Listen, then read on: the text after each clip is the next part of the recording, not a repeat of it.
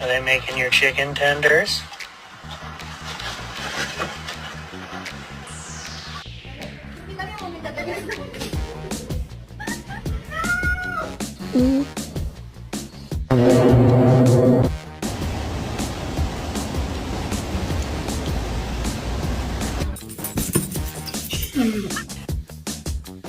I said she shouldn't have been caught. Oh, fuck no.